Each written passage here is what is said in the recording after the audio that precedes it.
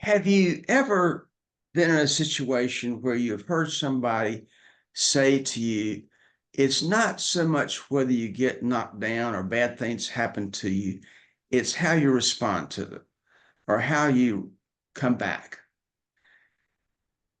In 2014, there was a graduation speaker at Wake Forest. She was the executive editor of the New York Times. She had just been fired the week before she spoke. And she addressed the graduates saying this: I'm telling you that in your life, you'll have some bad things happen to you. You'll get knocked down. You'll feel lonely. You won't get the job you wanted. Somebody will break up with you or something like that. I'm telling you, what you have to do is you have to show people what you're made of. Show them what you're made of and get back up and don't let yourself stay down. Today, I am so happy to have Abbie Earley as my guest. Abbie is a 2023 graduate of that other school, the University of North Carolina at Chapel Hill. Growing up in Asheville, I knew her mom, or know her mom, with the Van Winkle law firm. And I now know Abbie and have talked with her over the telephone, by email, a number of times over the last several years. Abbie went to Carolina, doing well, wanted to go to medical school. I remember her mom saying to me before she went to college, she was interested in medical school, was doing well. And then sometime in her junior year, perhaps the spring of her junior year, things took a turn south. And she began a personal journey of going into a hole, let's say, and then coming back. She's going to be with us today to talk about her story, her personal journey from that tough time in the spring of her junior year to where she is today. Abbie, welcome. Thanks for coming on to this program. Thank you. I'm so happy to get to talk to you today. I will have a great time. Tell me, when did you go to Carolina? What year was it that you went to Carolina? So I started in 2019 and I graduated in spring of 2023. So I got to, enjoy COVID and all of that while I was in college. So definitely an interesting time. Do you have good memories of Chapel Hill? I do. I do. I also have, I think with anything, there's good and bad. But I do look back on it very fondly. Tell me, I remember I was out of town one day and in Newbern, I think, and I got a phone call from your mom wanting me to call you. And I don't think we had ever spoken.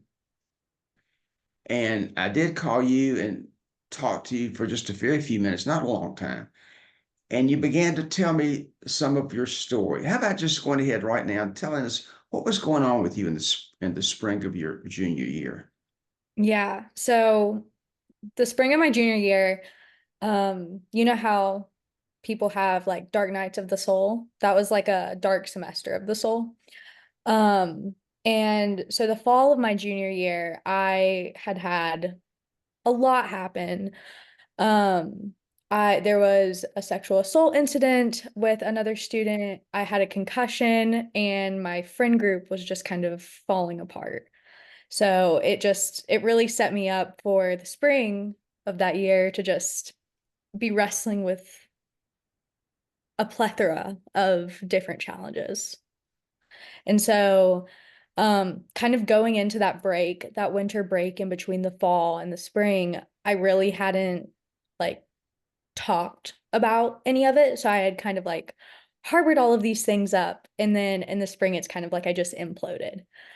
And so that spring, it got quite bleak. I was definitely going through a really rough patch of depression. My family, as you know, my mother called you, my family was very concerned. Um, my friends that I was really close with, they were very concerned. And so it definitely, there was this rallying. very much after my mother called you and we got in touch with you and you were able to help us make additional connections.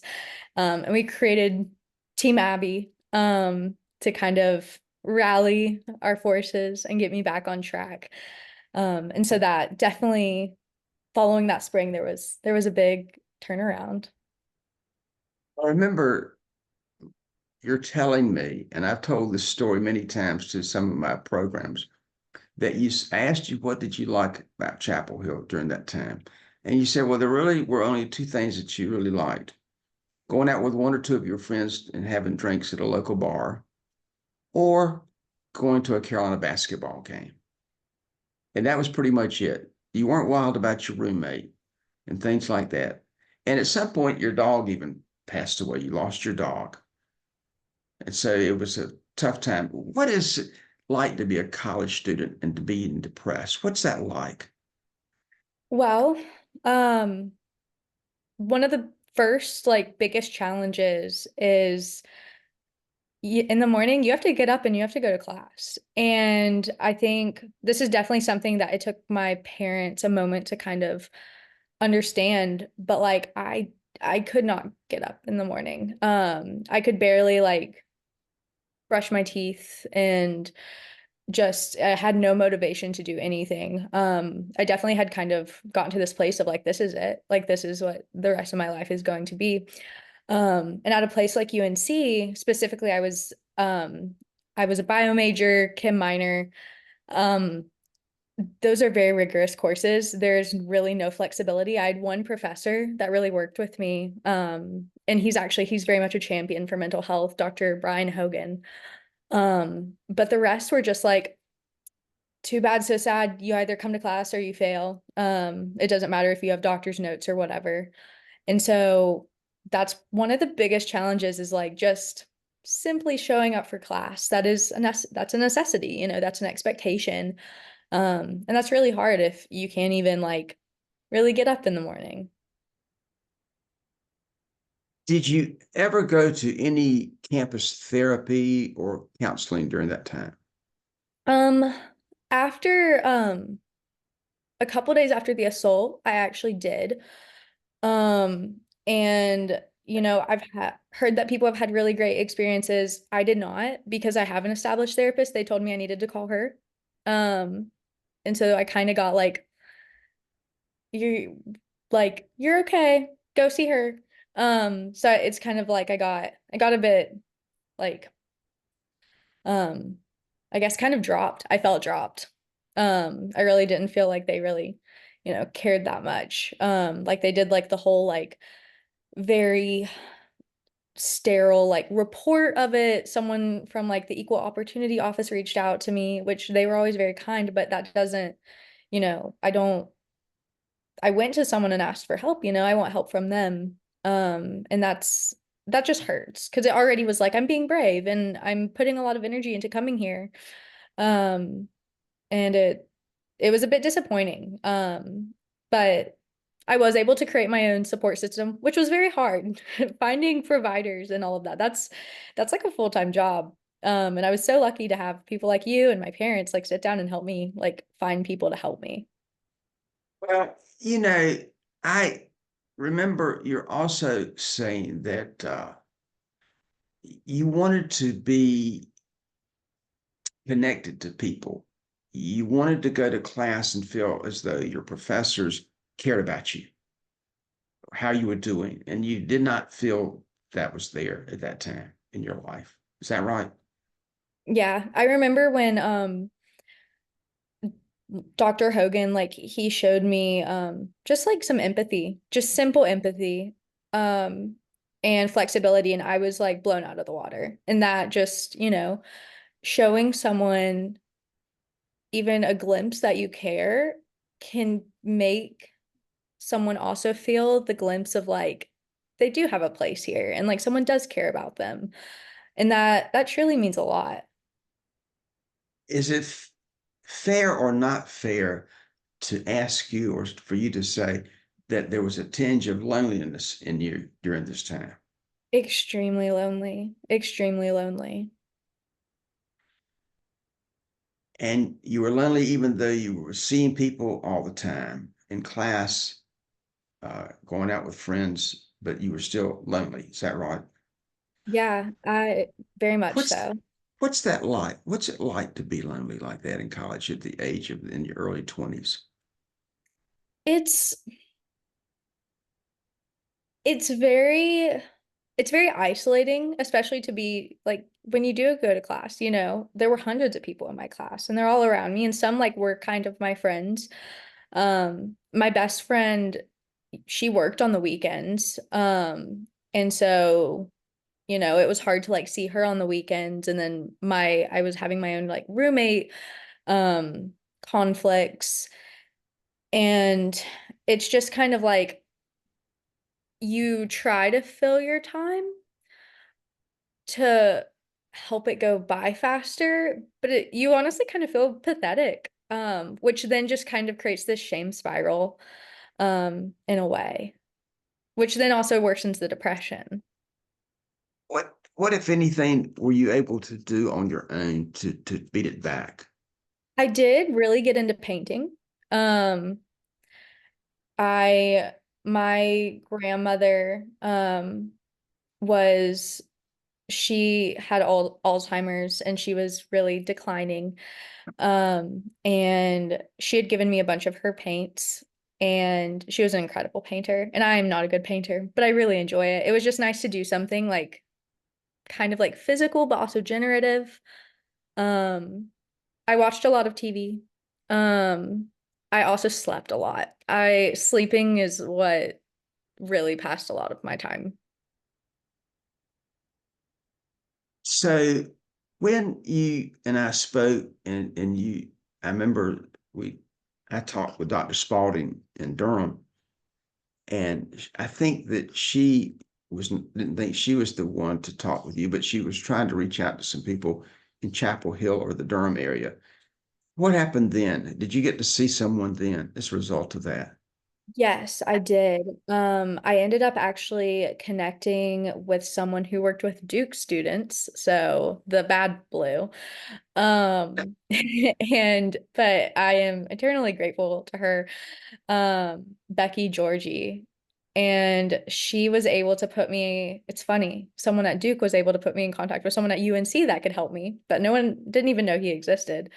Um, and he's the dean of student wellness. And he was able to help get some flexibility from my professors. Um, it's really important to know the resources at your school inside and out. I feel like before I came to UNC, during that orientation time, you don't realize when you're going to need things, but in an emergency, knowing like the resources that your school has can really, really be helpful. And like the hidden resources. Like I didn't know there was a dean of student wellness. Um, and then I was also able to get a psychiatric PA, also kind of like in my Team Abbie care team. So you went to counseling on a regular basis? Yes, yes. I've had the same therapist since I was 16. Gracious. What kind of medication did they put you on? So when I was 18, I started a medication for OCD, called fluvoxamine. And the summer after that spring, so the summer of 2022, um, I started Wellbutrin, which was really wonderful, very, very helpful. Are you still on that? Or Yes, I you am. are? And I've gotten to like on both of them, I've gotten to decrease the dosage over time since I through the therapy and growth that I've gone through, it's given me the tools to be able to navigate life and the many, many challenges that life throws at me. But I definitely like needed and still sometimes need that extra support to just kind of like lower the threshold of what I'm going through so I can apply those tools. Was it hard to go see counselors at first? Um, so The first time I saw my therapist was actually because my parents were getting divorced. And they were so genius in having the forethought to put me in therapy. Um, I really, I really appreciate that they did that. That was such great parenting. And I was never really against it because I've always like known that mental health is important. But I definitely didn't realize how beneficial it was going to be. Did Was it tough for you to answer questions from counselors or therapists in a forthright and honest way, or did they have to pry information out of you? My first therapist was a Christian-based therapist. And she was very lovely, very kind. However, I didn't really feel like I could like tell her the deep dark secrets about me. I felt like I couldn't cuss in front of her. Like I kind of like saw her as like a grandmother figure, and I was like, I can't tell you the like I have to like look good and perfect in front of you. And so that's when we transitioned to just a secular, like run-of-the-mill therapist. And that was made it a lot easier to just be able to be honest and be who I am. So you found that therapy, talking to someone, and even medication has helped you. Definitely, definitely. What do you think would have happened with your college career if you had not created, as you see, Team Abbie? Where do you think Um, you would have gone? I don't really think I'm not confident that I would have graduated, at least right now. And I do have a degree. Like I am fully graduated. I graduated with a major in biology and medical anthropology. I don't feel confident that I would have had that. Um, I think that my care could have also escalated to needing to take time off, which, that I have many friends that have had to take time off, and I think that that is such a brave and appropriate decision. But I definitely could have seen that happening and my level of care being escalated if I had not sought help sooner. This is a really personal question, but let me ask it anyway. There's no right or wrong answer to it. Did you ever consider during this time doing anything that might can be considered harmful to yourself? I there were many very dark nights of the soul during that time, and I definitely partook in some activities that did harm myself in various ways, physically, mentally, emotionally. Um I definitely was engaging with some self-sabotaging behaviors. And I think that it could have gotten very dark very, very fast. Remember when your mom called to me, that was one of her concerns. And so it Team Abbie sort of turned that around for you. It didn't happen overnight though. No, and I had to make the decision that I wanted to get better. Um, and it What made that kind what made you want to get better? If I there may was this interrupt. yeah, no, there was this night, and I think it was following a few days of like my mom had called me in the middle of the night, like she had just woken up scared for no reason. Like I think she just had a feeling. My friends were getting more scared. Um, I I was just starting to realize like kind of the burden I was putting on the people around me. Um, and I kind of had this moment of like only I like at the end of the day, like my family can do all of this for me. I can go to therapy and do this. But if I don't actually like make the decision to fight for this and to fight to get better, I'm not going to. And I'm not like I want to be very clear that I don't think like mental health is not a choice. I did not choose to like do this, but I did have to make the active decision to fight it. Um, I think that's the same with any like disease or terminal illness. Like you either decide to just kind of continue or you choose to fight it. And I don't think that there's no this isn't a thing about shame or there's no like right or wrong, but I wanted to fight it. Um, and that's when I really like my mom would email people and try to find people to help me, and I wouldn't answer them because I was just like, I, I don't know, like I don't, I didn't feel like it was possible for me to get better. And so finally I was answering and I was actively seeking for a plan to get better. What would you say to an incoming freshman at Carolina or any other school for that matter? What advice would you give them towards their having a good time in school? Not only a fun time, but a good experience in school and dealing with depression, loneliness, and being away from home and not achieving what they wanted. How would you handle that? What would you say to somebody? I think that someone told me, and I wish I could credit them, but I don't remember who told me this, but it was a long time ago. It honestly was probably my therapist. That two of the biggest things that are imperative in mental well-being is a support system and hope. Um, and so I think coming into college, whether it's your family or your friends from home, like don't stop talking to them. Like keep them in the loop. Talk to them once a week when you're walking to class. Keep in touch with people, try to make new friends. It can be hard, it can be daunting, but having people around you that you can go to and that can go to you is so important.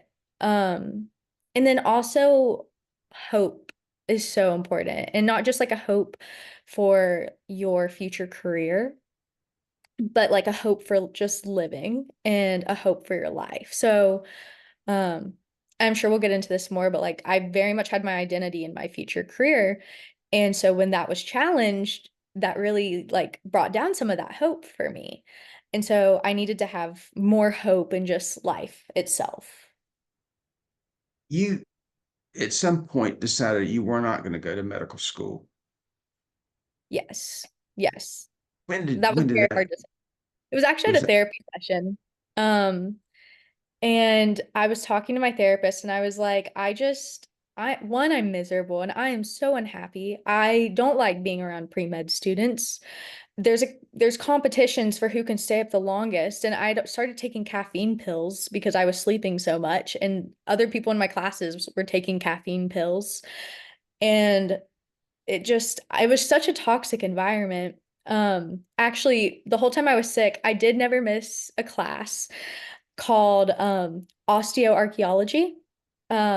My favorite class I took at UNC, it was looking at bones from a forensic and an archaeological standpoint. I love the professor. Her name is Andy Zurich Ost. Um, and that just brought me joy. So I was like, wait, I need to chase joy. Um, and I was in this therapy session, and my therapist was like, well, what would it look like if you weren't a doctor? And I was like, well, my best friend bought me this mug that says doctor on it. I have to be a doctor. And my parents have bought me MCAT books and all these things. I have to be a doctor. We've already put money in it. And my therapist was like, bring that mug here and let's smash it. Um, which we didn't do. But like the thought of it, she's like, who cares? Like your best friend bought that for you because she loves you, not because she loves that you're going to be a doctor. And I still have the mug and I still drink out of it and I don't really care. Like,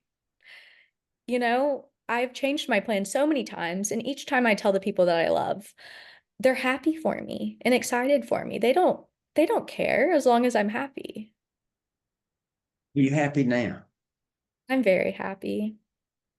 How And did that that doesn't mean happen? I'm happy Go all the ahead. time. Yeah, go ahead. Like that does How did it come to be that you've been away from school?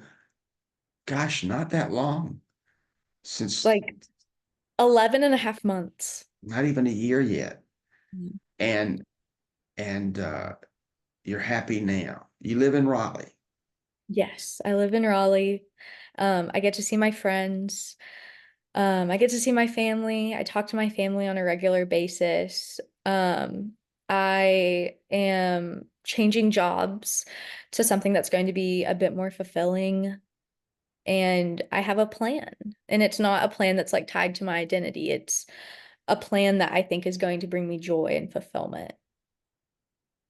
What would bring you joy and fulfillment in your life? Definitely helping people, and connecting with people. I love like getting to hear people's stories and really share in the experience of life and um just, being really embracing being human. Um I love time with my dog. My dog did pass away in the spring of 2022, so I got another one last summer. And that brings me joy. And then also like being able to reflect on how I've grown. I really find pride and joy in looking at my resilience and progression. What kind of dog do you have? I have a Chihuahua Pomeranian. She has 6 pounds of a lot of energy. What's your name? Cleopatra, but we call her Cleo. And your mom didn't want you to get the dog. No, and every single day she asks me how Cleo is and wants to FaceTime Cleo. So things have a way of changing. They That's really do. good. So what is the future for you this year and in the next few years like? What does it look like now? It could definitely change. My plans for this year have already changed tremendously. Um, but right now, I would really like to get my master's in counseling. So that's definitely on the horizon. I would also potentially just exploring the idea of maybe becoming a psychiatric PA, just so I can have that piece of being able to prescribe and counsel in conjunction with each other, because I think that's really important that whoever is prescribing psychiatric medications needs to be at least collaborating with your mental health provider, or is that person themselves? What is, in looking back at your college career, what do you think is the upside in going to a large university or large school versus a small one? I think it provides a lot more opportunity to make friends, meet different people. You don't have to run into your roommate you don't get along with, or it's a lot less likely you're going to run into them. There's so many clubs. Oh my goodness. One of my stepbrothers, he's about to go to college, and I'm like, have you looked at the clubs that like your school is gonna have?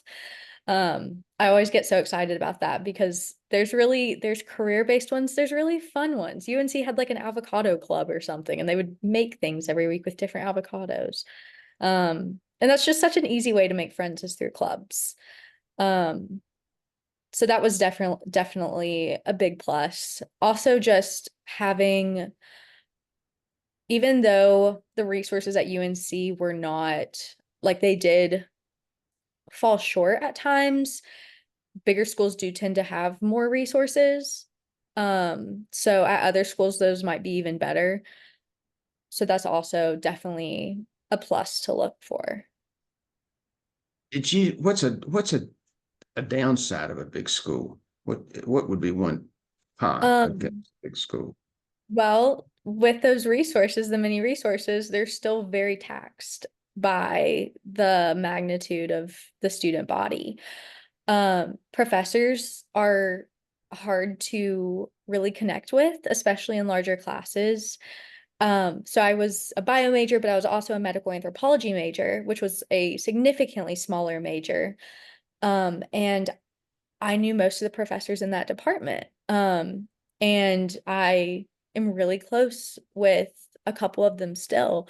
Whereas the biology department, even though like I would try to talk to my professors, it was just like their office hours, you would get a 5 minute time slot to talk to them. Whereas my medical anthropology professors, I could go and talk to them for the whole thing.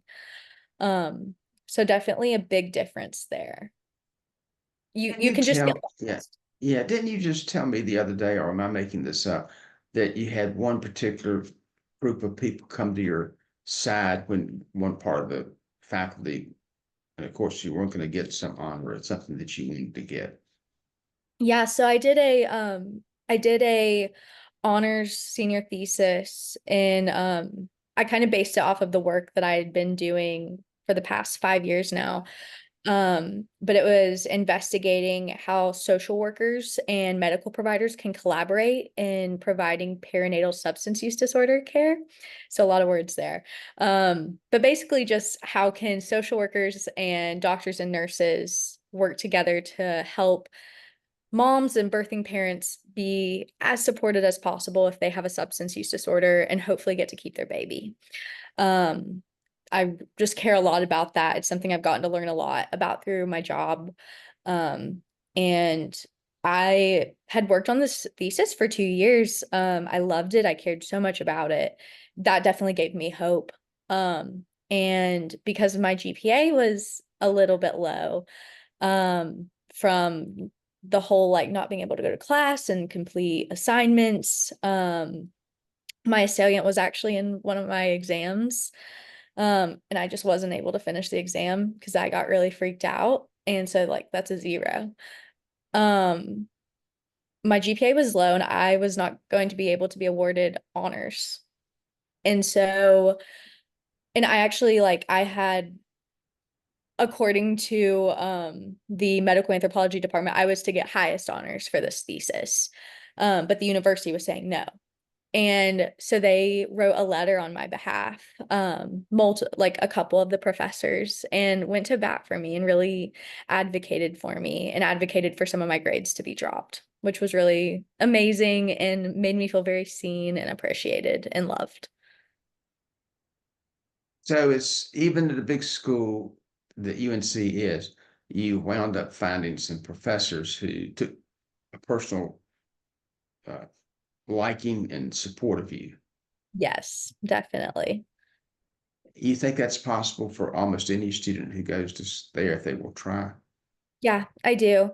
Michelle Rivkin-Fish, she was my thesis advisor, and um, it's very full circle. So my mentor, who is at the job I have now, and she's been my mentor since before I was even in college. Rivkin-Fish was her thesis advisor. And so the second I got to UNC, I was like, I want a class with Rivkin-Fish and I want to connect with her. So from freshman year, I have been trying to connect with Rivkin Fish at any point that I could. And now we're friends and we're colleagues in a way, through my thesis. And so I did have to continue, like I had to be like, this is what I want to do. I want to connect with this person. I look up to this person and admire her work. Um, and I was able to do that. And so I think anyone can do that if that's really what they would like to do and have that connection. This point in your life, having been through a time of depression, a time of counseling and coming out of the depression, I know you said that you were happy now, but what makes Abbie smile? A lot. Tell A me. lot makes me smile, which is also just that was one of the really amazing things that like starting to come out of the depression, like having like these glimpses of just joy from random things. Like that spring in Chapel Hill is so beautiful. The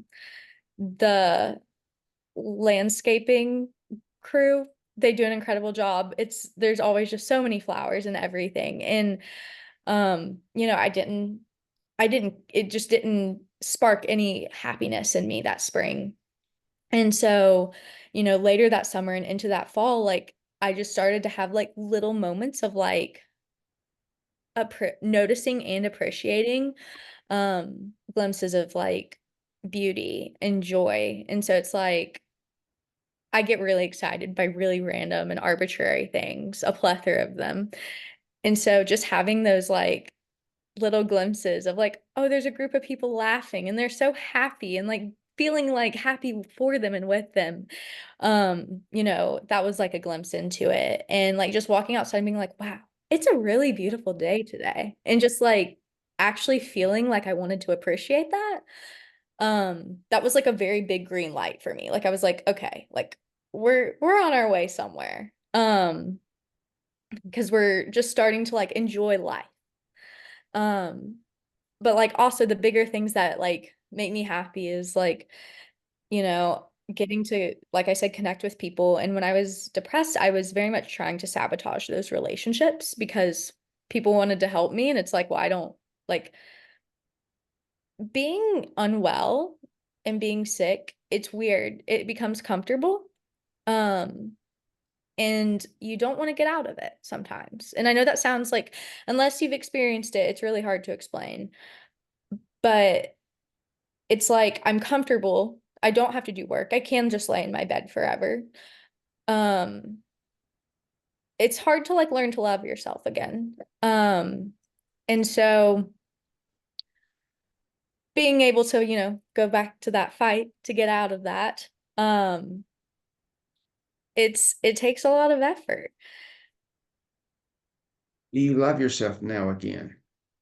I think so. Actually, I do. I mean, I think that there's still room for me to grow.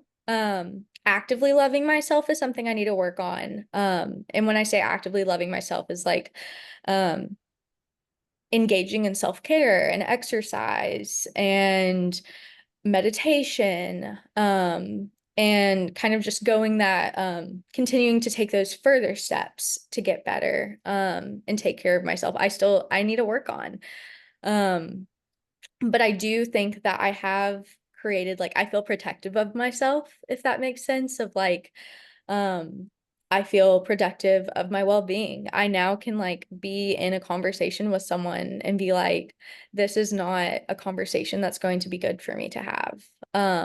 Like if like there's like just really like if someone's like just trauma dumping on me and I'm not like prepared, it's not really the setting, I'm not in the headspace to like be helpful because I am super empathetic, and sometimes if people tell me really bad things that have happened to them, I spiral out of like hurting for them. And so sometimes I'm like, I can't have this conversation with you right now or yet. And I want to, and let's come back to it. But like I need to like prepare myself for it. So like being that way and not like engaging in different like content like music or movies that like I think are just going to like put me in a really bad place. Like it's not that's not what I need to do. There are friendships that I had to um just kind of walk out of from that time that were just not helpful. They were kind of in the same place as I was, and they did not want to get better. And it was really damaging to me. So you would put a strong emphasis on wanting to get better is perhaps part of the key to the whole thing, the willingness to fight for yourself. Yes, for sure. And it's, sometimes I get really scared that like, what if I wake up one day and I'm just like, it's just, I'm there again, in the fall of this past year, and hopefully again soon because I loved it. I just stopped working there because I moved, but I was working at a treatment center for young women with mental health and substance use disorders. And um, when I first started, I was like, whoa, I like don't know if I can do this because it was just bringing up so many things for me, but I was able to like work through it and then like be there for them and watch them grow, and it was incredible. Um, but it like I did have to like take a moment and like make sure that I was able to like create boundaries in my own mind in between what they were experiencing and how I was engaging with what they were experiencing. Abbie, you have come such a good way since I first spoke to you all those months and a couple of years ago. Congratulations to you, for goodness sakes. How old are you now? I'm 23. Oh my gosh. So you have a whole lifetime ahead of you and it's do. full of hope and joy, I hope. I'm so excited. I want to thank you for being willing to come on and being honest with me and the people who will listen to this podcast. That brings a lot of hope to people to listen to you, and it will get a lot of inspiration, I think, from hearing you speak. Thanks so much. Thank you.